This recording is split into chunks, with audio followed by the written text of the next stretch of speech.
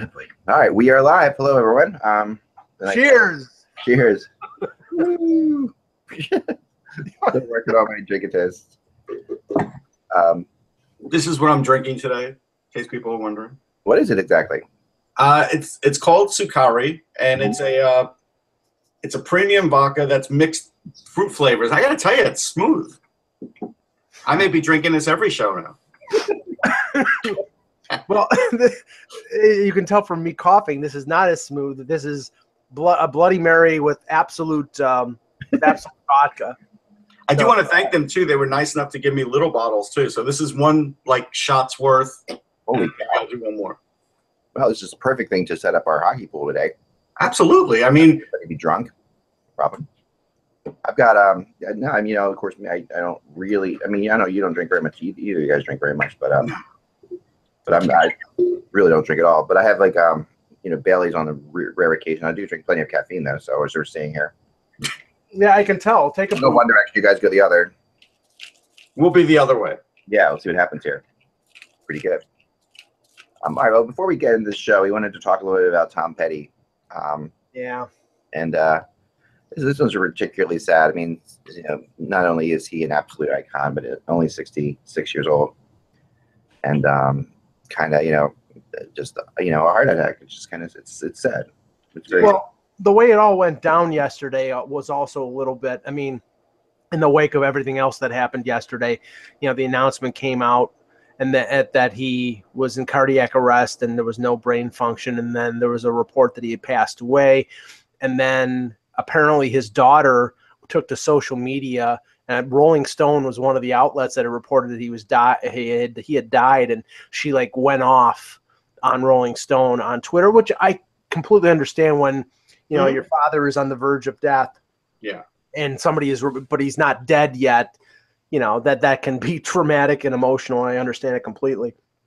But from what I understand from the report that happened last night, it was basically they were keeping him on a respirator so that his bandmates and his friends and his family could all come and visit him one last time before, and that's understandable. But it's a great loss because, as you said, 66 years old, but just look at the career of this guy. Not only in the 70s and the early 80s with the Heartbreakers, but as a solo artist with the Wilburys. I mean, he is up there in terms of one of the great. And the thing is, he was not the greatest guitar player. He was not the greatest songwriter, but he was always just so good and so consistent. And unfortunately, I never saw him live in concert, but it is a loss for the music world. Yeah, a couple things for me. I first saw him live at Live Aid, and I felt like just a little bit before that was when he was starting to hit big, and I had become clued into him maybe a few years before that. So I was excited. He was great. It was in Philly. He was fantastic. He was one of the best acts. I really felt that way.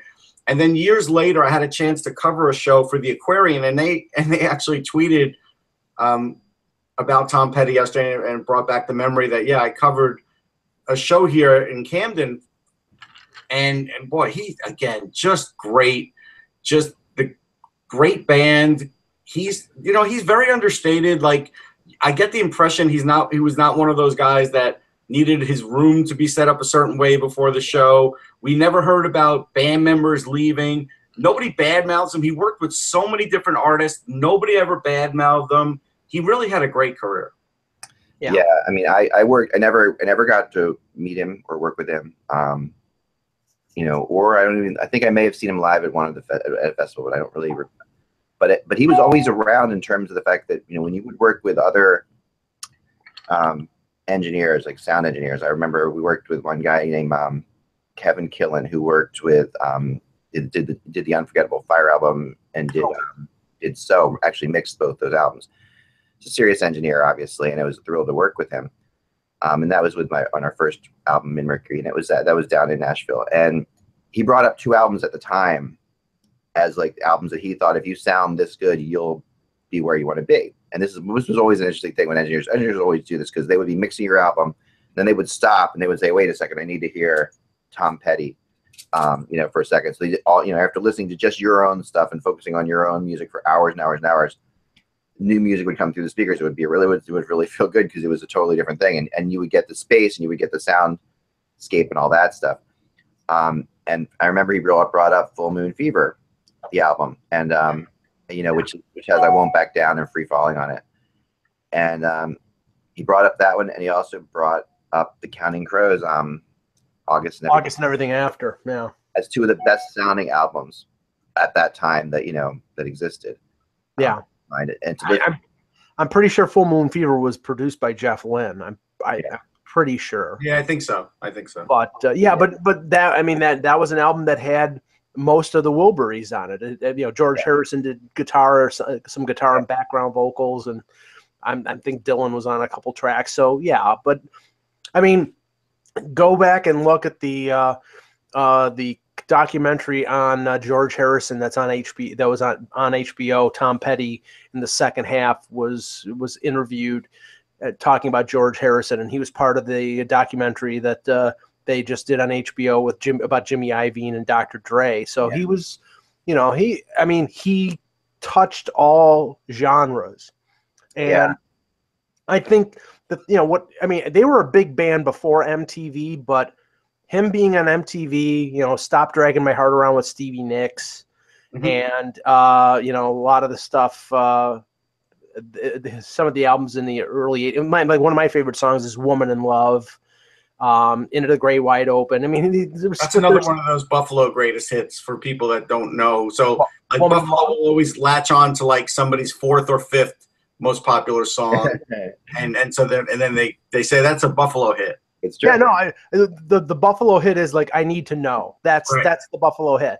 Right. Yeah, it's not right. And you know what? I'm sorry. I'm defending Buffalo here. That's a great friggin' song. So it is a great song. Like he has so many, it doesn't matter. He does.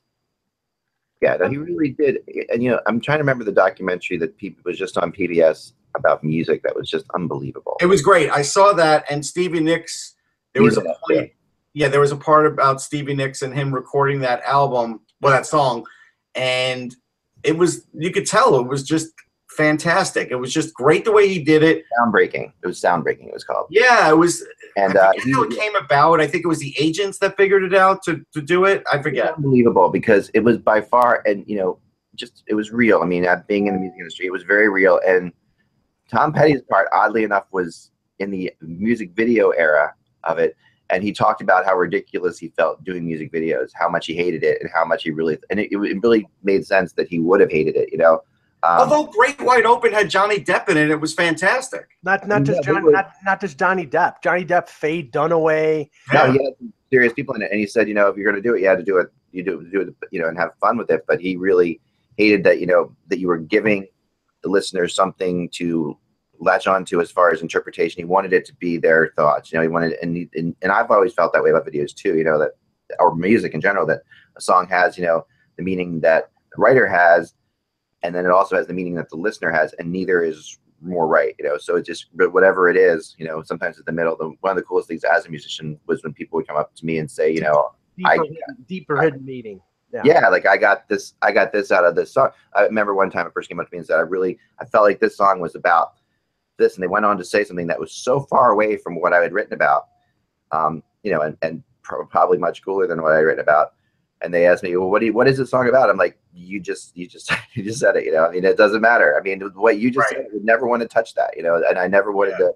I mean, I have my own crazy, personal meanings of these songs, and some of them are lines that remind me of specific moments or spots in time. Sure. But what you just said there is that's what it means, So, and I think I really got the sense that Tom Petty was very much in that world too when you would hear him talk about his music.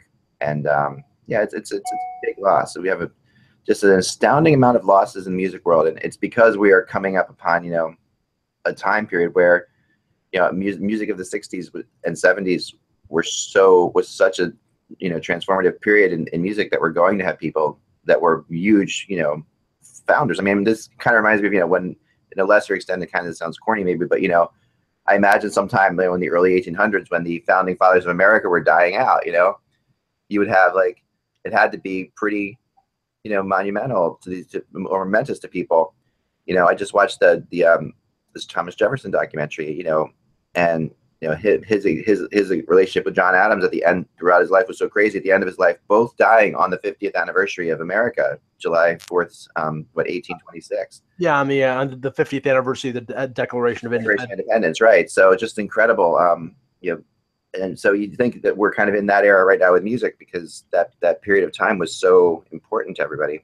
Yeah, my last thing about Tom Petty is when I was working at this place called Just Shirts in the mall in Roosevelt Field, we would close up the store to the album that had like American Girl on it, whatever the name of that album was. Damn the Torpedoes? Damn the Torpedoes, thank you. And we couldn't wait to go out and party and drink, so here's to you, Tom. Yeah, there you go. There you go. That's fantastic.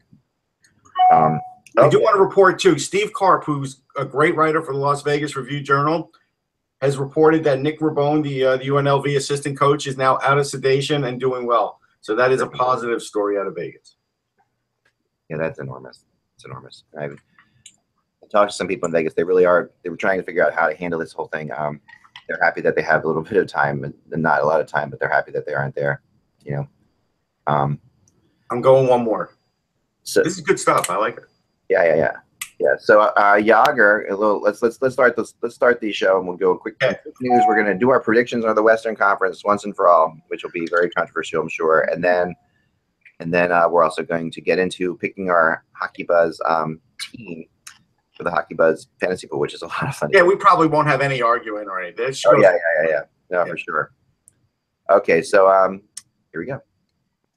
Hello, Hockey World. It's Tuesday, October 3rd, 2017. I'm Michael Agello.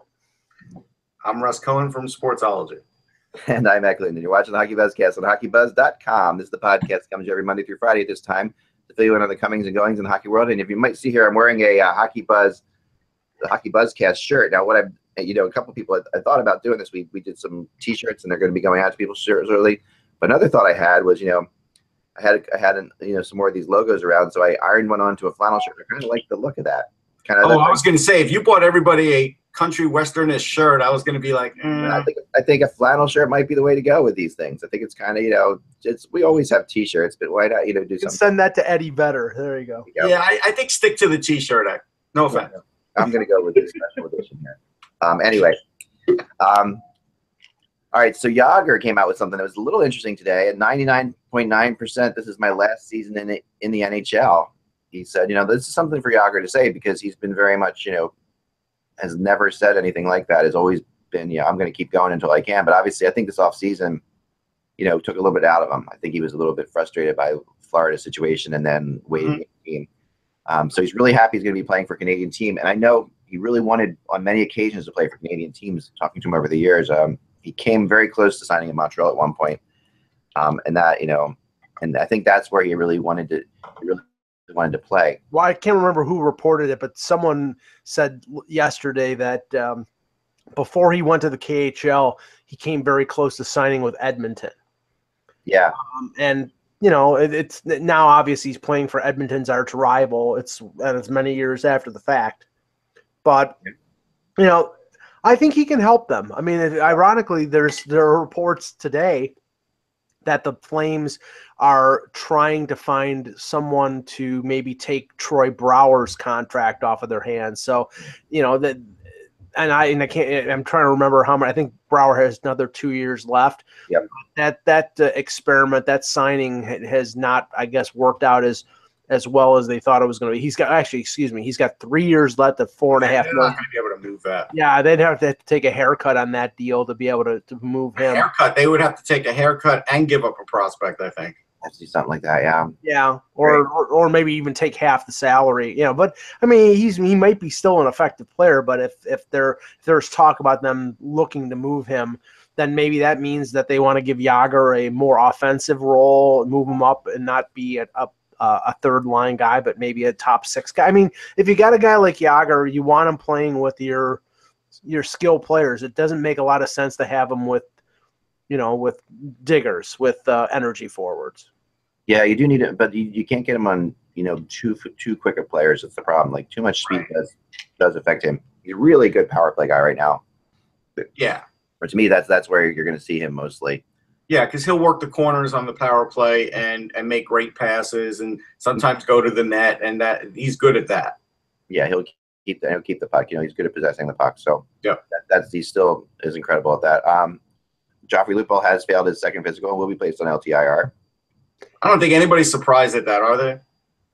Well, based on everything that was going down the last couple of weeks, I mean, there was some weird stuff that happened there. So, well, no, I don't know how weird it is. I mean, honestly, I get, and I have no, I have no proof of this, but when he posted it, I believe it was late at night. So put 2 and 2 together in terms of his mindset at that point, because all it did was create a whole bunch of problems for him. You know, having to go through a second physical, and either way, he was going to get his money. He really didn't accomplish anything other than bring his name up and cause the fan base of the Toronto Maple Leafs a bit of concern. It was not a concern to the organization because they were going to be able to get under the cap one way or the other. It was just a question of operating room, whether they would have most of Lupul's $5.25 million salary to put on LTIR and maybe make a move down the line. But you know, now they've confirmed that the diagnosis was correct, and now you know, his name probably will not be mentioned again because his contract ends at the end of this year. Yeah. And to be honest, now this second strike against him is really a second strike against him for any team wanting to sign him. He is going to have a very difficult time getting a team in the NHL interested in him again. Well, Russ, I think if he's failed he's now failed 3 physicals in a row. He's going to be 34 years old. His career was over with already. Now it's probably, but when you show a picture of like on the snowboard and you say, "Hey, I feel pretty good," there's probably some thought in his mind that he could still make a comeback. Yeah, there is. I think that's a tough one, right? It is a tough one. You're definitely right about that. Okay, so the other thing we have, sorry. Well, Marian Hossa's medical situation. Marian Hossa's medical situation was also confirmed. Okay. By the league, so he can be placed on LTIR. And I mean, I don't know how much that was up in the air, Russ, because I mean, it sounded. I mean.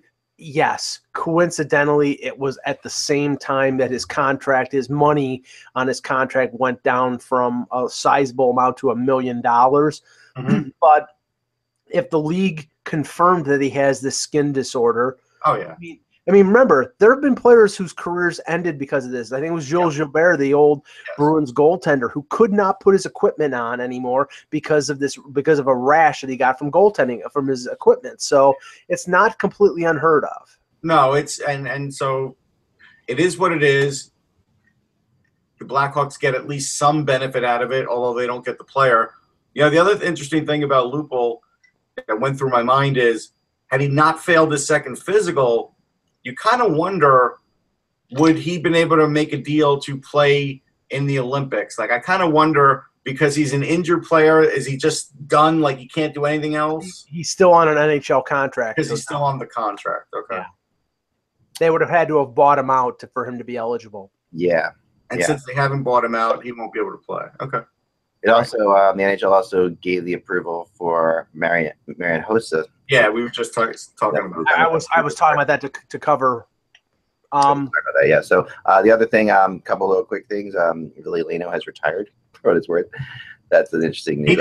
Really? He's just announced that. Just announced it. If you ask, because I'm a Billy Leno fan, and I really, I know that he had a rough time of it in Buffalo, but I was gonna say, if you ask people in Buffalo, he retired in 2011. I'm a Leno fan. I'm a Leno guy. I always liked him this game, and I know he had a tough time in Buffalo because they kind of. He's a good guy. There's no question. He was a good player for a little while. He really had a hell of a playoff run for the Flyers. That's all I'll say. So did Chris Kontos. Yeah, not for the Flyers, but the couple interesting waiver pickups. Yep. Patrick Nemeth picked up by the Colorado Avalanche, who, Russ, now they're up to 5 NHL defensemen. Yeah, and I knew someone would pick up Nemeth. He was one name. I don't know who asked me. A lot of times, and Eck probably gets this, people message me, they ask me things, and a lot of times, and so like someone asked me out of that list yesterday, who would I think is useful? And I said Nemeth, definitely useful, and I think Sproul is useful. And so I'm not shocked that this happened. And I was just texted. I don't know if you guys talked about this, that Cody Franzen is signing in Chicago. Yeah. Yeah, I mean, that's out of necessity. I'm not sure that's a plus for Franzen. Deal. I mean, it's a pretty good deal for the Blackhawks, I think. It's to pick up Cody Franzen at this point. Yeah, but he's not the. I'm really surprised Colorado didn't pick him up. He's not the Cody Franzen that you remember. He's a shadow of his former self. I mean, he could get 20 to 25 points with the Blackhawks, but I would seriously doubt that he gets anything more than that. No, the other signing, Russ, I'm sure you were clued in on this, is Tanner Glass signing a 1-year deal with the Calgary Flames. Yeah, well, everybody needs a Tanner Glass. And the other waiver pickup that I thought was really good was Vegas picking up Malcolm Subban. Yeah, that makes a lot of sense. There were a few other teams I thought he could go to, but like we talked about a few weeks ago, they had no in-between goalie, and he's the perfect in-between goalie right now for them. Yeah, he's the perfect in-between goalie. That makes tons of sense. The Coyotes, Clayton Keller, Dylan Strome, and Christian Fisher have all made the opening night roster. I don't think there's any shock on any of that. There. But Victor Mete. Victor Mete is going to be on the Montreal Canadiens roster, and that's good. I mean, he's a pretty good defenseman. He's a really good puck mover. He's pretty fast. I don't know how much offense he'll give or be looked upon to give on his first year, but he can help him. That's a sign. I mean, I'm not. And this is nothing against Victor Mete. He does have. I saw him play in a couple preseason games. He has speed. He has skill. He has an upside. But that shows how badly this summer has gone with the Montreal Canadiens when it comes to spending big money on Karl Alzner, losing Andrei Markov, and you have to throw in a 19-year-old rookie. Man, I totally disagree with you. Couldn't disagree with you more on that. I think they're. I've seen them play. I'm not saying the summer's gone great, but I don't think Victor Mete has anything to do with it. No. I'm saying is why you have, a coach, like you have in there now. Like this is a guy who flat out, the coach liked him in the early rookie type camps. Yeah. Thought he had a place. This is a 4th round draft pick for this 19-year-old kid. Right, but what I'm saying is, there are great offense. He played really well in the preseason, put up good numbers. There are instances where a move that is made. How many times have we seen that 3rd, 4th round pick at age 19 or 20 make the team out of nowhere? Never. No. I think you see it all the time. The last 4th round pick at 19 years old to make a team in the NHL. No, I said 19 or 20. I said Thomas Caberlet was a 7th round pick and he made the team and made the Leafs as a 19-year-old.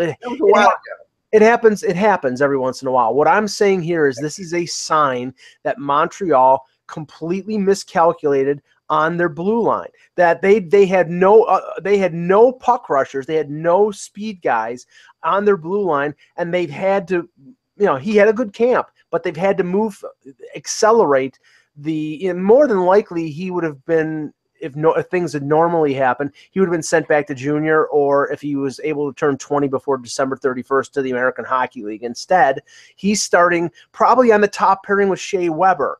That's nuts. That is a little bit much, but I will say this. I always felt like 4th round wasn't right for Mete, but he's 5'10". And so, unfortunately, sometimes when you're 5'10", you go in the 4th round. But he does have more offense than a 4th round guy, what you would expect from that. So I think, look, we'll see after 10 games what he's looking like. I mean, I think they're smart not to throw Juleson in there because he's a different kind of defenseman. Well, he got hurt. He got hurt, right? So now is he back from being hurt yet, or is he still hurt? Okay. No, I think he's still hurt. Then that's, otherwise Juleson, I guess, would have made it. Could this give them the chance to put Juleson in a deal for Duchesne? No, they can't afford to do it. No way. Not sure. What I've been hearing, I'm just not sure that this may indeed lead towards that. Well, we have a trade. Uh-oh. Got to be the Ottawa Senators, right? Nope. Okay. Vancouver and the Pittsburgh Penguins. And Russ, the Penguins have finally moved on from Derek Pouliot. Yeah, it took a while, huh? Pouliot to the Canucks for Andre Padan and a 4th round pick in 2018. Nice move by the Canucks. Well, I mean, I don't think so. I think actually, I think Pouliot, honestly, unless he, sometimes a player with getting a second chance somewhere else, he can show up. But this is sort of like, remember Thomas Hickey with the Kings, and then he gets moved to the Islanders.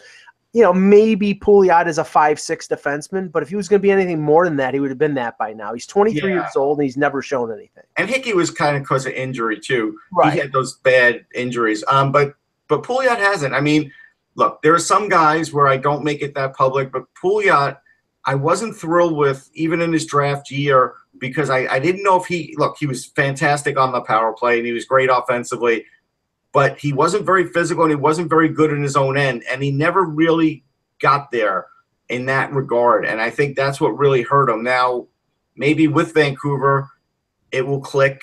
Maybe, with less pressure, it will click. We'll see. Padan's a pretty good player too. I mean, I think it's a fair trade. I actually might favor Pittsburgh in this one though, because they got the draft pick, and at the end of the day, the draft pick might be the most valuable thing in the trade. No, it's possible. But I think Pouliot, I think he just needed a new start for sure. I really. It might be more than that still. Could be, but I think Vancouver, who actually had a pretty half decent preseason, and I think they're going to be better than people think. Yeah, I really do. I think most people think they're going to be in the bottom 5. So right, I know. So that I think. I mean, I'm not saying they're going to be fantastic by any stretch of the imagination, but I think that they could battle. Let's do that. By the way, let's talk about this. The one other thing that's funny, and the reason there was hesitation. Remember, the Islanders are the team that actually drafted Andre Padan. Oh, really? Yeah. That's interesting. In 2011. Wow, did not know that at all. Yes. Let's start in that division. Why don't we? Okay. Okay, so this is where fans of the teams that we don't say nice things about will kill us. Okay. And so, yes, I'm ready for this. No, we all hate doing these for sure. Some of us do. The 8th seed, I think everybody is pretty much in the same spot, right? We're all. No, I'm sorry. What division were you talking about? Talking about the Pacific. Okay, so 7th place is the 7th place. I mean, so the 8th seed, we're all agreeing that there isn't one, right? We're all right. Well, actually, in that division remember, it's unbalanced. It's 15 teams, so there are 8 in the Pacific and 7 in the Central. No, there is 8. Yeah, the Knights made 8 with Vegas. There's 8 in the Pacific. and 7 in the Central. So why are you screaming there? I forgot about it. It's the vodka. I'm sorry. It's the vodka. I know. You guys have to be sharp because I'm the one who doesn't sleep. So you guys have to be sharp. All right. 8th. We all agree who's in 8th in the Pacific Division is what I was trying to say in the beginning. Correct? Yes. Vegas. Yes. Okay, yes. We all think Vegas is a good team, but they're not. Vegas will be last. They're not going to finish out. Could they finish, 7th, 6th? No. Yeah, I think they could. I think they could be bad. I think the reason I don't want to take too much time on them at all, but the real thing I want to say about them is this. The advantage they have over other expansion teams is the fact that they were alone in the expansion draft, which is something that we haven't seen before usually. Usually teams come in twos, and we have expansion drafts where, they would get half the talent they got here. I mean, they got all the best talent of teams of players that were available to them. That is significant, I think, and I think showed a little bit in the preseason that they're going to be tougher than people think. I still don't think they're going to be tougher than any team in this division at the end of the day, but I don't think it's going to take that long for Vegas to be a factor.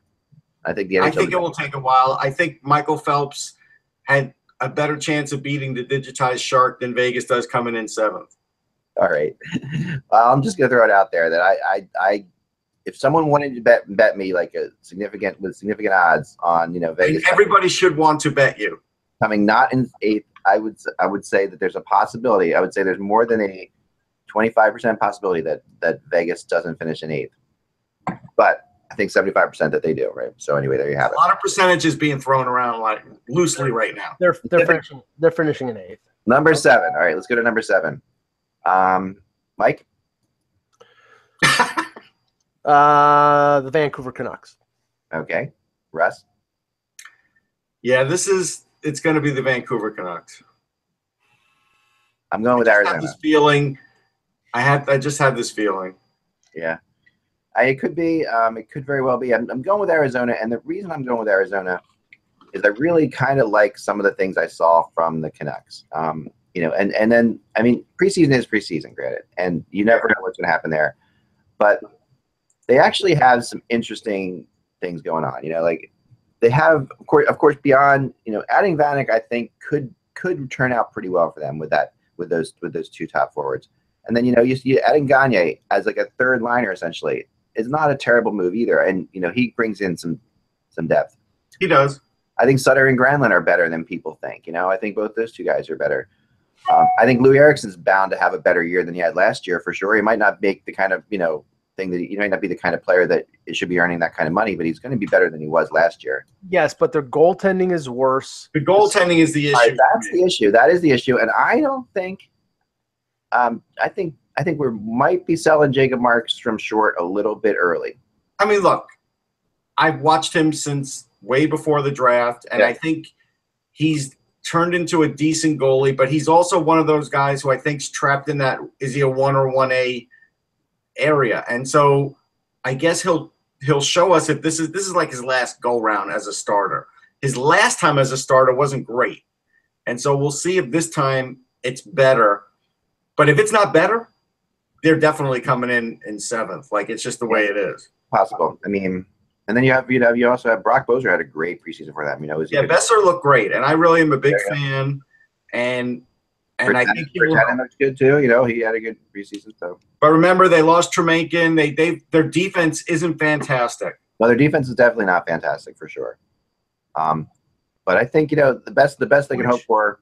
Which is a sign because they picked up Derek Pouliot, because Correct. Derek Pouliot's probably going to play in their top 6. Yeah, he's going to play. Yeah, which I think is good. I think he would. I mean, it's total going from the Pittsburgh situation out to what he's going to see in Vancouver is going to be such a wildly cultural change for him. It could work. You know, it's one of those things that could work. We'll see. All right, so we disagree with that one. Number 6, Russ. Number 6, we're going to go with the Coyotes. Even though Jacob Chikrin will not start the season, I feel like they've done enough to solidify their defense to at least what it's better than I remember it the last 2, 3, 4 years. So I think you have that. Look, Antti Ranta still has to be pretty great, even to come in this spot, in the 6th spot. But they do have an abundance of young offense now. And even though they may all not come through, I think we're all going to see how big of a star Clayton Keller can be, and that's a big deal.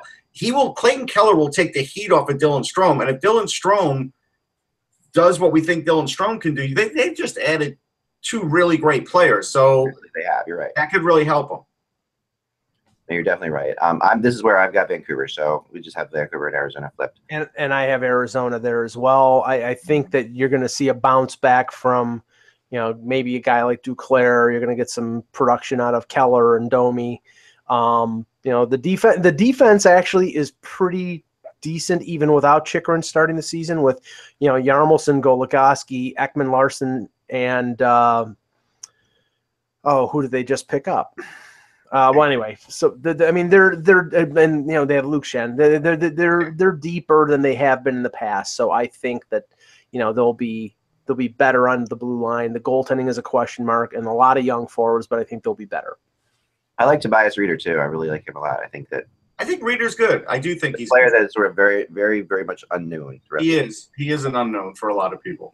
He's got talent. He kind of reminds me of Tyler Johnson in some ways, but just in the way he moves and skates. But he's got, you know, a lot of skill, and I think he might be better than Tyler Johnson right now. Jason Demers, that's who I was talking about. So Goligoski and Demers, Ekman Larson, and Yarmolson, that's a pretty decent top. That's good. That's as good as it's gotten for them for a long time. My crazy prediction with this team, and that is that Antti Ranta will not be the goalie for this team as the year goes on. You think it's going to be Domingue, right? I think Domingue's going to take over, and I think he's possible. He's very good. And I actually, my wild prediction for them in my blog was that he would be their all-star representative, which would be kind of a, you know, if that's not going to happen. That would require getting off a crazy good start, obviously. That's supposed to be a wild prediction, but, you know. That is a wild prediction. You're right. I think I like him a lot, and I really think he is very underrated. And I feel bad for Ranta because he's going, you know, to a place where he's been a backup and he's going to be, but I think he could end up being in the same spot again. We'll see. We'll see. All right. So number 5, I will start with number 5 since I made you guys start on the others. And I'm going to tell you that the San Jose Sharks are going to finish in 5th in this division. And I'm very under-impressed with the San Jose Sharks. And this is the team that I've always liked, always picked highly. But I really didn't like the way they played last year. Didn't think they did much to add to their team. They didn't. They really and Martin Jones has to be phenomenal for them. In the same way Jonathan Quick has to be phenomenal for the Kings, Martin Jones has to be for the Sharks, and it shouldn't be that way with the Sharks. I mean, losing Marleau was a big deal, and I know it gives them a chance, but the issue is the young players on their team. They haven't managed to step up from that playoff run that they had last year. They stepped back in a big way. They hopefully we'll see them do that again. Like Donskoy is a big part of that, Mm-hmm. And I really think Donskoy is a star. I mean, I think Timo Meier, this is going to be his year. He's going to get the time that Marleau would have gotten, but I'm not I don't know. I'm really not thinking too highly of the Sharks at this point. Mike?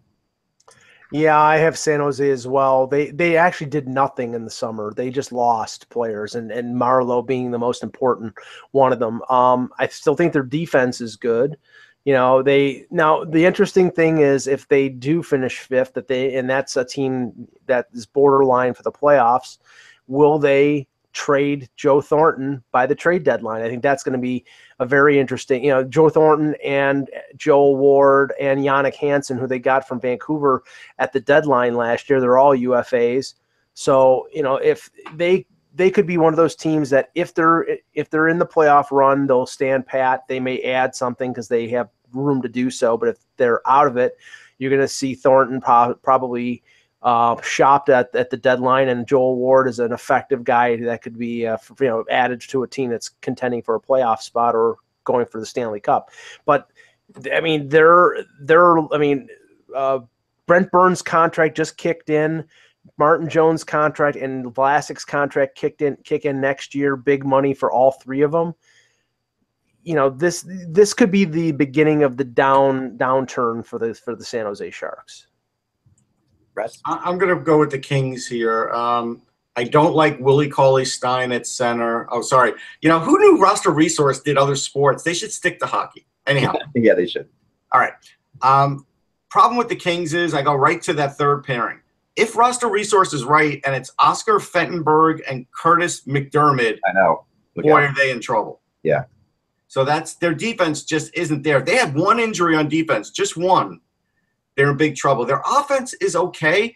I think they'll get production out of Adrian Kempe finally. I think, the moves that they made them faster, losing King and guys like that, because they were just, they were effective if you were ahead in the game, and then they sort of grinded it out. But otherwise, they're definitely faster now, and so that will help them. But again, they have the problem where Gabrick's not even – we don't even talk about Marian Gaborik. He's not even projected to start the season. Right. Where's Marian Gaborik? Have you seen him? No, he's nowhere to be found. And I mean, he was at that – the last time I saw him, I think he was at that ugly sweater party on when he was with the Rangers doing the HBO pre-Winter Classic show, whatever I think they called it. I can't remember. 24/7. 24/7, thank you. Right. Yeah. No, I mean, he's really been – I mean, and I'll just kind of continue on your thought because I have the Kings at number 4. You do, Mike? Yeah, I have the Kings at 4. It was them versus the Sharks head to head, and if I look at compare and contrast both of them, I think that the Kings are a little better, and I think that if Quick can stay healthy, they can finish ahead of them. But I don't know if either one of them are going to make the playoffs. It could be three teams in the Pacific. I don't think either's going to make the playoffs. I really don't. We'll do our playoff predictions tomorrow. But yeah, I don't think either. Number 4. Who do you have at number 4 then? San Jose? San Jose. Okay, so moving to number 3 in the Pacific, Calgary for me. I'm going to start with that. Calgary. This is a tough one because Calgary, when I did the Pacific, I was like, start off like, this is a good division, this is a better division. And then the more I worked on this division, the more I didn't like this division. As it went along, I think this is the weakest division in the NHL right now. It's not fantastic. No. Yeah, and Calgary is, everyone's like Calgary's going to be great, and they did put together this awesome defense, and I get that, and Mike Smith could really help them.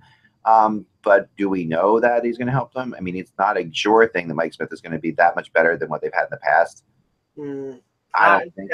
I think Mike Smith had a decent year last year, especially at the beginning, but the defense for the Coyotes was so bad that I think it wore him down.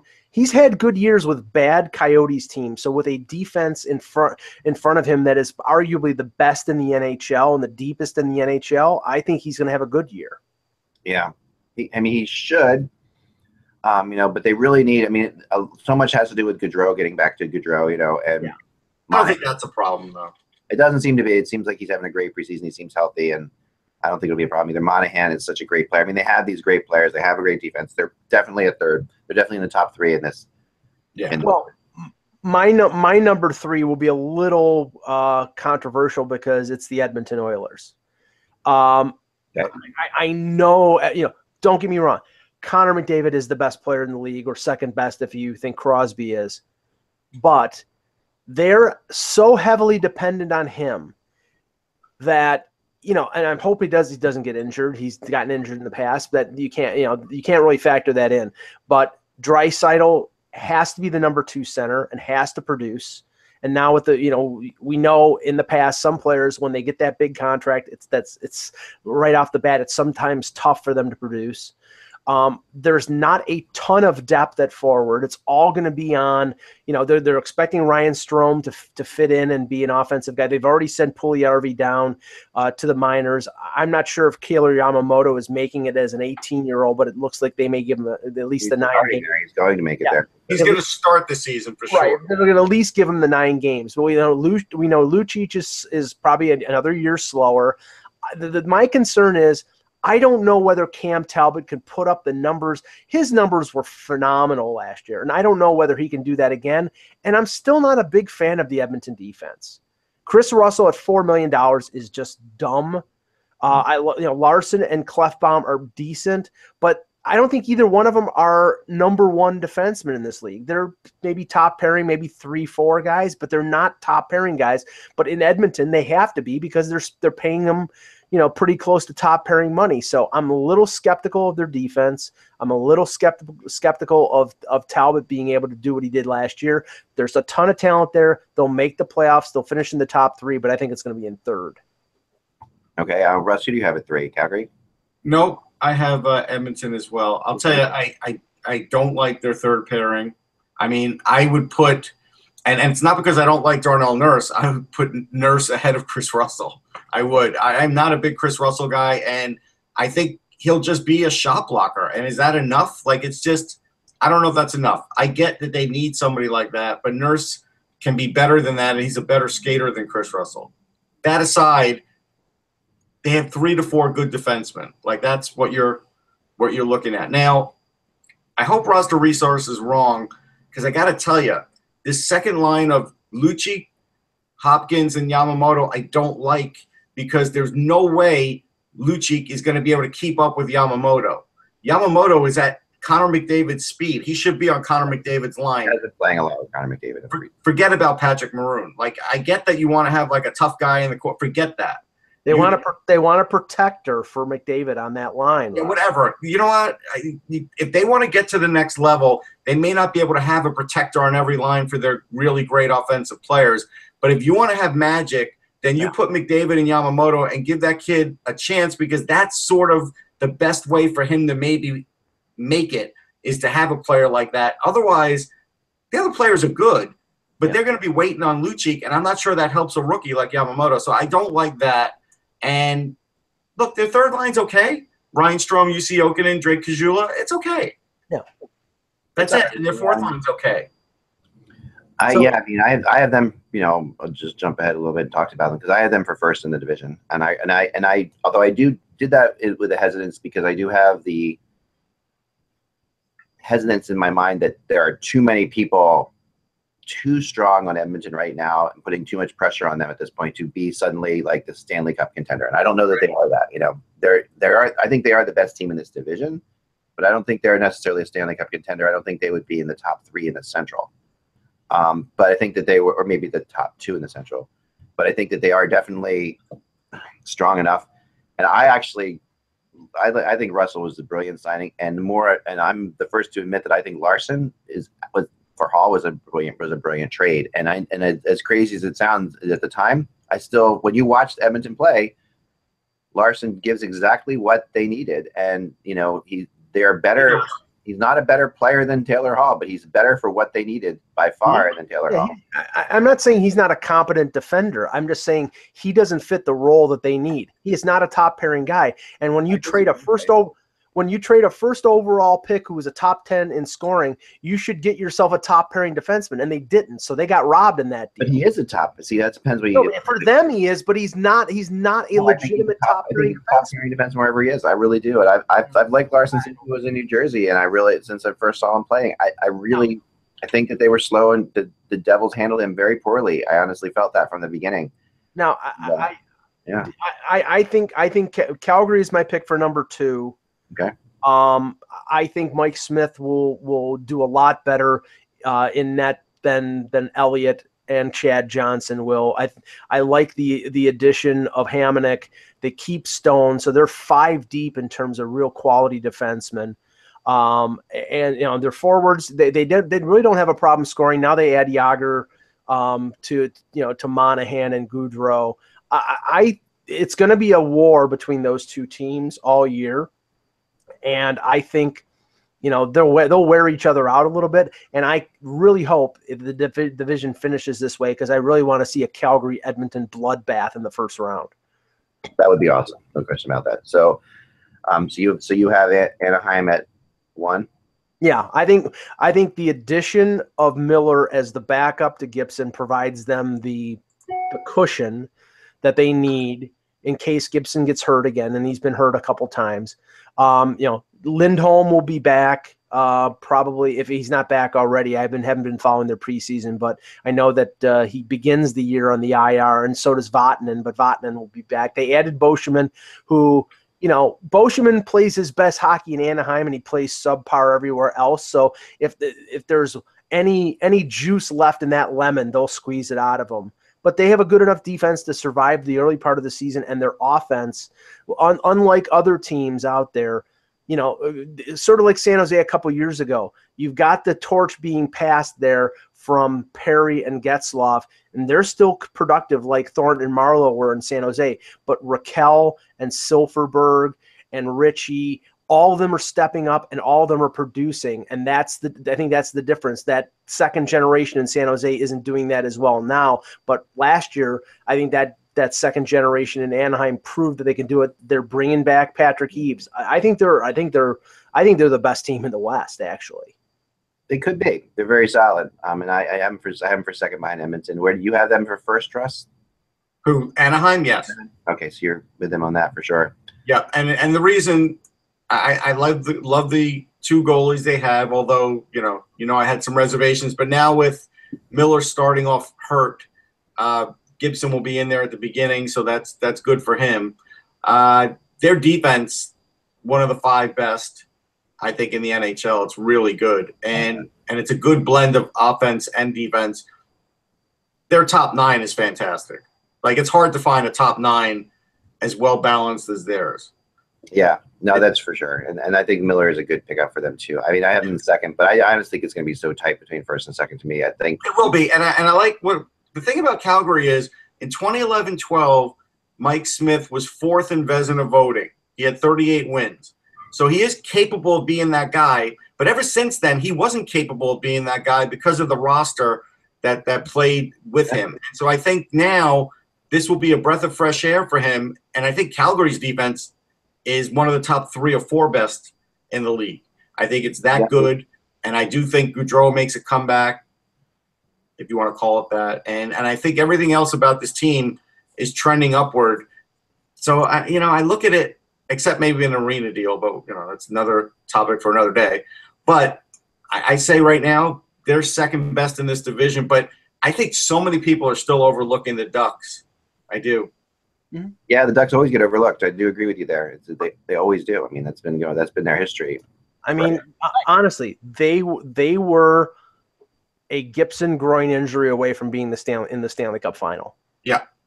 I mean, I really think that if Gibson doesn't hurt himself in Game 5, I believe it was, they would have won that game. Maybe it would have gone 7 games. I thought they were the better team over, and Nashville had been decimated with injuries, but they were the better team at that point. But that the loss of Gibson and having to go with Bernier killed them. And if both of those teams are completely healthy, I think the Predators would have won that series. If both those teams were completely healthy, I think they would have. I agree with you that Gibson hurt them, but the injuries to Nashville were equally as devastating, I felt.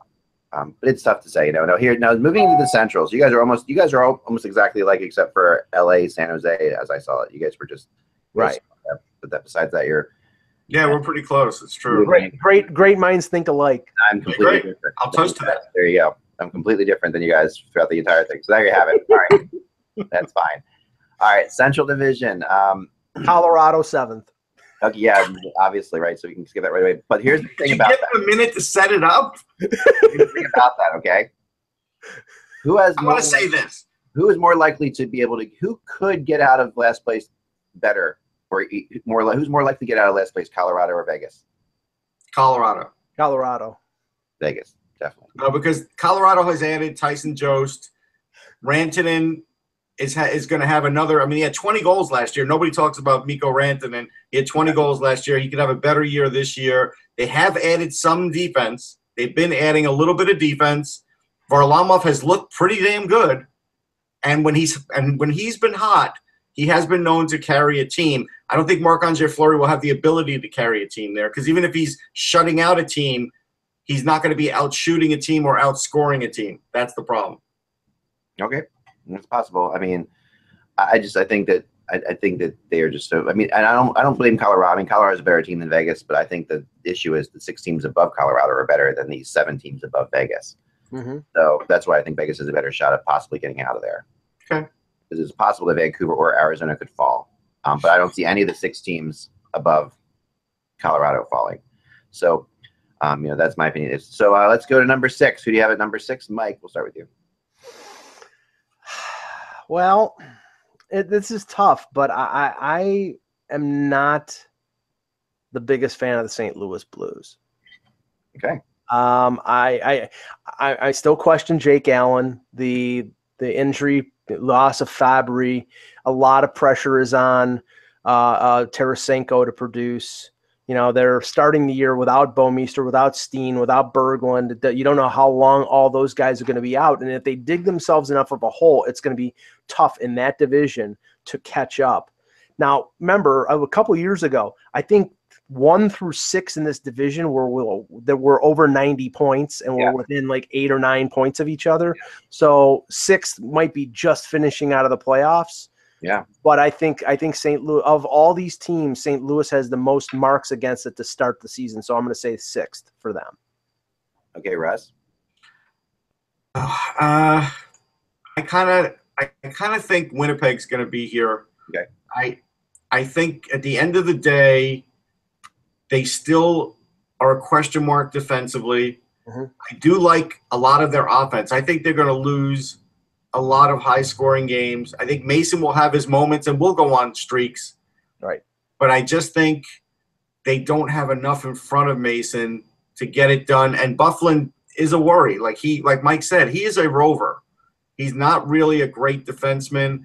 I watch him in games, and yes, while we like the physical nature and we like what he brings offensively, there's a lot that he doesn't cover defensively. And because he's their number 1 guy, it puts them in a tough spot to win unless you've got another superstar next to him, and they don't. So I'm going to put Winnipeg here. All right. This is the hardest one to pick, the sixth place team, because you're picking a team that should be a playoff team but isn't going to be a playoff team, right? Correct. That's what's really tough about this. In the 5th place may not either, but at least they have a shot. So when you predict the 6th place team, you're just killing somebody, and it is really hard. But I'm going to go with Mike, which I think you're going to be upset about. But I'm actually, that's where I have the St. Louis Blues as well. So now you're wrong. But yeah, Wow. I have St. Louis at 6, and for a lot of the same reasons you said. I think that they have not really addressed a lot of things that they need to address, and while they're good, I'm not a huge fan of the goalie either, and they are solid, but they're defense is getting older. A lot of their defenders are getting up there, and there's some point at which the injuries. I think the Fabry injury is such a big deal too. There's certain things that they need to fix, and they need to go out and get another. They need to make a trade. They really do. They're a team that needs to make a trade right now. They're an unbalanced team, I think. Right, but if Ottawa traded with them, that's what I expected. When you said there was going to be a trade, I kept hearing St. Louis and Ottawa were going to trade today. So, I have Winnipeg 5th.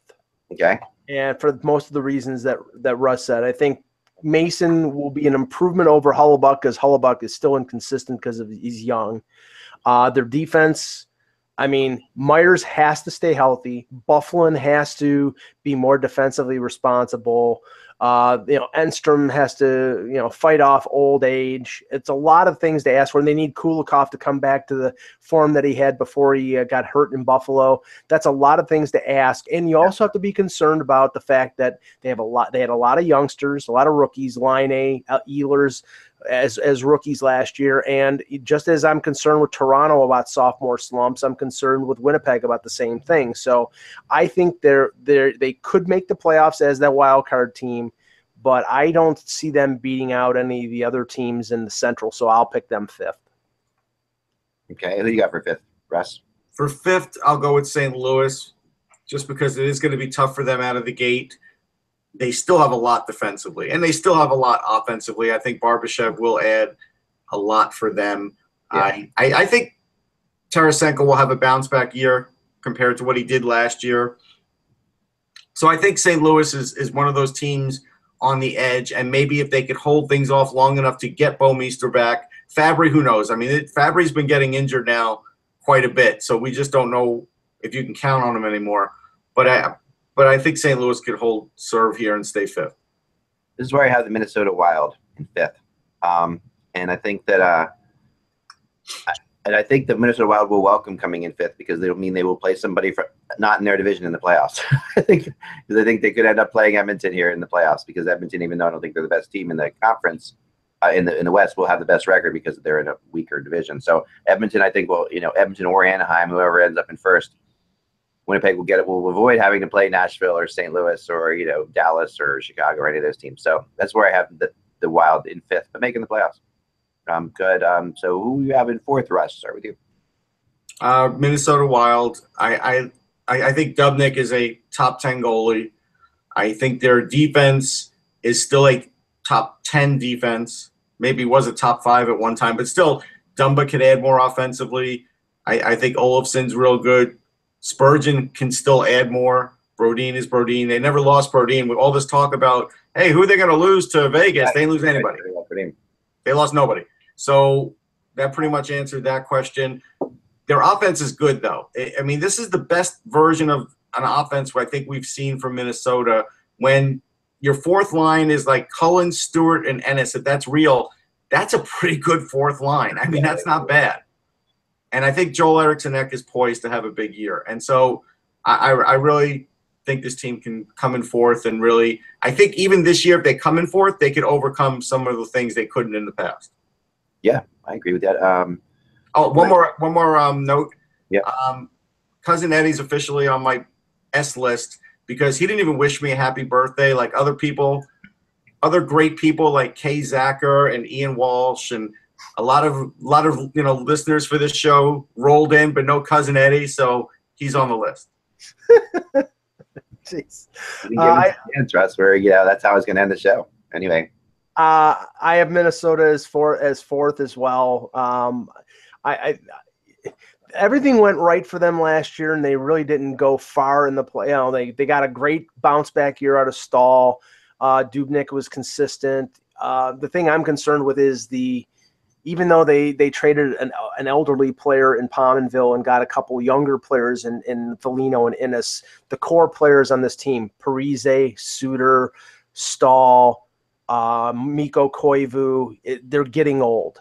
There. And that creeping age is going to start to affect them. Now, they do have some young guys like Eriksson Ek who I think can step up, but those players that I just mentioned are the ones they depend on for the bulk of their offense and the bulk of their minutes. So I think they'll make the playoffs, but I think that it'll probably be as a wild card. Okay, number 4 for me is the Chicago Blackhawks. is where I put the Blackhawks. I think that they are really, and again, like you're right that this could be 100 points for the first team and then 91 points for the sixth team. So this is really tough. This is just a matter of gut instinct, and a couple wins here or there can change everything when these teams play each other. But the Blackhawks have actually bringing in, when your big moves are Sharp and Saad, you're really trying to get, Saad's obviously the big move, but you bring back Sharp. There really aren't. I think Panarin's loss will be big. I think it'll affect Patrick Kane quite a great deal. I think it will affect him, and I think that.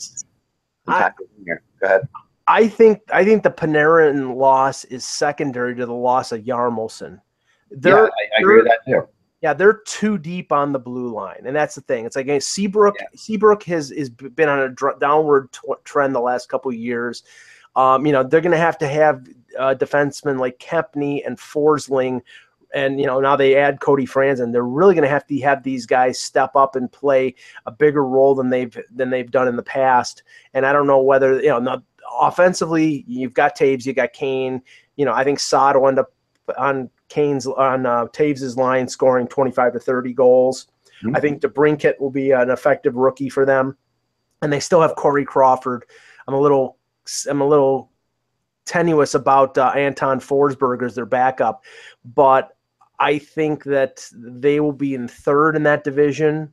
But the defense until the deadline, when maybe they can go out and add somebody, is going to be a problem for them. Russ?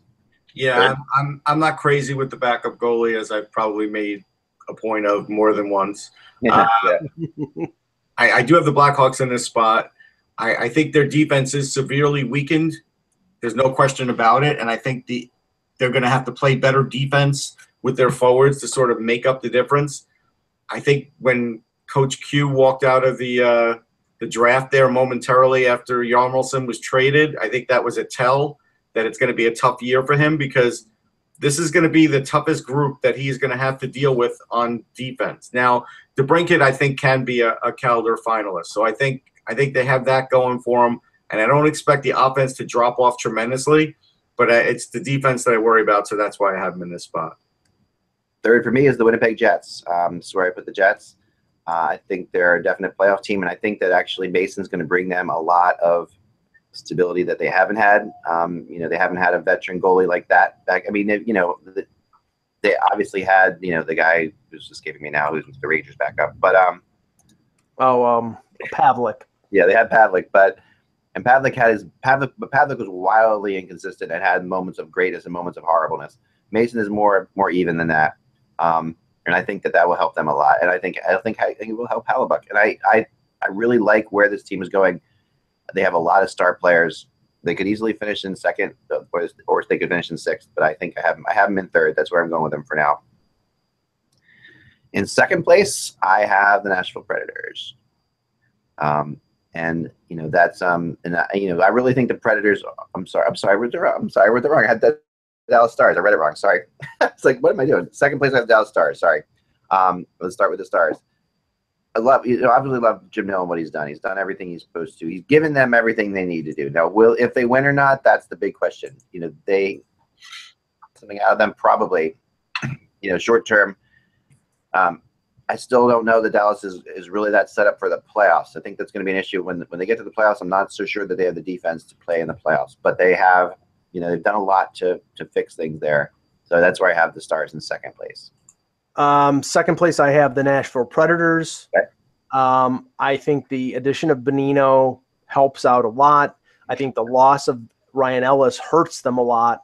They add Hartnell, so I think there's a little more depth there. If the players that stepped up in the playoffs have regular seasons that are comparable, then they could finish in first place. But normally, those are situational types of things. I don't think Freddie Gaudreau or Pontus Aberg all of a sudden are going to become, central players on this roster. It's going to be Johansson, who got the big money this year. It's going to be Forsberg and Arvidsson, and they're going to be heavily dependent on Pekka Rinne. And I think is clearly noticeable, Rinne is starting to show cracks. You know, I think he played well in the playoffs at times last year, but he also showed his age at times. And having Alexi Emelin fill in as your number 4 defenseman instead of Ellis, I think is going to affect the Predators enough that it'll and maybe a little bit of a Stanley Cup hangover that it's going to not allow them to finish in first in the division. So I think they're going to finish in second. Okay, Russ? I think Nashville is going to finish in second. I think, Matt Irwin now being a regular and Emelin being a regular does set their defense back a little bit compared to what it was. I think some of these players will be a little banged up. I think Hartnell coming back will help, but at 35, he may slow down Kevin Fiala on that line a little too much. I mean, that's a problem because Fiala is very fast and Bonino's pretty quick too. So we'll have to see where that stands. I love their first line. Their third, fourth lines are real good. I don't love their backup goalie. And if Pekka Rinne is just a little off his game, I know Saros did well in the regular season. We'll see if he continues that this season, but I've got Nashville in second. It's very funny. For all the years I talked about the Nashville Predators backup goalie, I like their backup goalie now. And I've gone the opposite way. I used to like it. You're fine with Mr. Hutton. So obviously we're flip-flopping here. I mean, I have Nashville at number 1, and I think that they are, I think that the Stanley Cup hangover, I don't think will be such an issue because this team had such a tough time in the regular season last year. It wasn't like they were a dominant team all year. They had a great playoff, but they weren't. It took them till the Stanley Cup, I think, to learn to play at another level, a lot of the younger players. And I think that learning that other level, getting the confidence of blowing out Chicago in 4 games was enormous for this team in so many ways. And it was really the momentum that they took to the next to go all the way to the Stanley Cup Finals. I mean, and that they can separate themselves in their head from Chicago, because Nashville's always had either Detroit or Chicago above them that they couldn't get past in their minds. So this is going to be. I think they're ready. I think they're ready to go, and I think Saros will actually be a very big part of it. I think he could end up taking over the job by the end of the season, but we'll see how it plays out. He is not taking over the job by the end of the season. Okay, we'll see. If they do that, they have no chance to win the Stanley Cup. 0. I'll tell you that much. All right. I'm going to go with the Dallas Stars number 1. I think they're going to get that 1-year Mike Keenan effect like the Rangers got in 94. Yeah. I think adding Mark Mathot was massive. Like that was just a great addition. Yeah. Jim Hill did a great job with that. Their third pairing, I think Hitchcock will get a lot out of Hamhuis and Johns. I do. I think Hitchcock's the right guy to get something out of that. Having Ben Bishop will mean everything because Dallas already had a pretty good offense. They added Hansel, which gave him now more size, and that's going to cause some matchup problems. And I think this could be like the last great year for Jason Spezza. Ben and Sagan, they stay healthy with Radulov. This is a way better team than we're talking about last year, and they're big. And Hitchcock likes big. There's nobody – here's the funny thing. There is nobody under 6 feet on the roster. Yeah, even including the goaltender. Including the goalie. Yeah. So, I mean, that's crazy. Well, I mean, Bishop staying healthy is going to be a key because and he's had injury problems in the past, but you do have, and not to say that they'll be feeling great if they have to go a lengthy period with Lettinen, but Lettinen has been a number 1 in the past, so they at least compared to some other teams, they have a fallback position if Bishop backup. What's that? He's the perfect backup for them. He's the perfect right. He's a $5 million backup, but he's still that's what I'm saying. Like if you remember, the 94 Rangers had Glenn Healy as a backup, who was once a good starter, but then really worked in well in that backup role, and I think Lettinen will work well into that backup role too. He took the Islanders to a conference final the year before, so in '93. So I think the defense is improved with Mathot, Hamhuis. Klingberg has to have a bounce back year, but we know that Hitchcock is going to be pressing all the motivational buttons to get the most out of that defense. And there's some talent there, some young talent that hasn't really come to the forefront, but I think he'll get more out of them. I love their forwards. Sagan got hurt at the World Cup last year, got off to a slower start. He was okay by the end of the year, but I think that affected them. That Ben Sagan combo is ridiculous. When it's right, it's deadly. When it's right, yeah, exactly. It's impossible to match up against. And if they put Radulov on that line too, I mean, it's putting all your eggs in one basket, but good luck trying to stop it. It's a nice basket. Yeah. But anyway, Hansel's a big body guy, and I think they're going to use him as a third line guy, and I think that's probably where he belongs. And they have the premier rat in the league in Antoine Roussel. He's the type of guy that Hitchcock will love because that guy could annoy a saint. He could get under Pope Francis's. He is Hitchcock's Steve Downing. Yes. Right. So, Matthias Janmark comes back, and if honestly, Russ, if they had Nichushkin, I might say that they could challenge Anaheim for the Cup final. But I think they're going to be first in that division. Yeah, I do too. There's a lot of assumptions being made on two teams this year, Dallas and Tampa. And I just did my predictions in the for the Atlantic. And I didn't put Tampa at the top of the league, at the top of the Atlantic, and it was it feels like everybody's putting Dallas at the top of the league in the Central, and it makes sense because of the talent obviously is there. But there's the tease for tomorrow. I think Dallas is far more likely to make that big jump from out of the playoffs to the top of the league than Tampa is to make it from out of the playoffs to the top of the league, because Dallas did a lot more. Dallas did a lot more than Tampa did. Tampa's getting back Stamkos essentially, right? Really, and Dallas went out and they got all these players you're talking about. Getting Mathot. They got the goalie that was probably the most necessary, and then they got Mathot. And they got Radulov. Yeah, they got Radulov, and they And they had one of the best, if not the best, offseason. Yes, they did, and they were already pretty good. I mean, to me, this division will come down to backup goalies, and because honestly, when teams are this close together, that's going to matter a lot, because the backups are going to have to be solid. And I think three best backups are probably Nashville, Dallas, and Winnipeg. So, I think 2 out of those 3 are right. We'll see.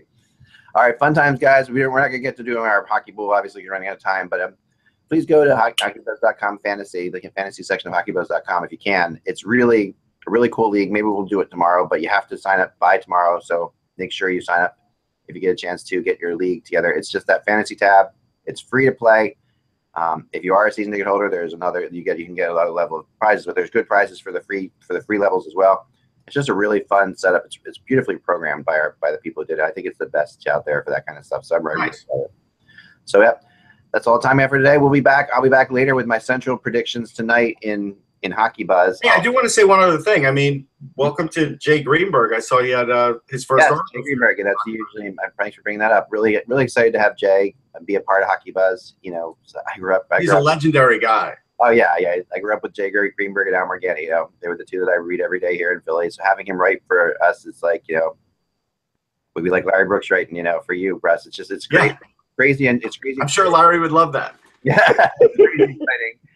And I'm thrilled to have him, and he's such a good guy. And so he starts today. And Russ, of course, we leave the show with saying happy birthday to you. Thank you. May you have a fun time tonight. Cheers. And my favorite cheesecake place was closed, so I'll have to get some on Thursday. But excellent.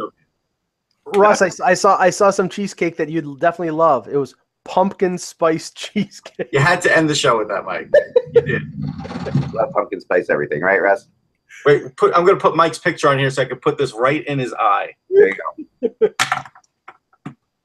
On that note, as I stuff pizza in my face, sorry. Remember, without the buzz is just hockey. We will talk to you tomorrow.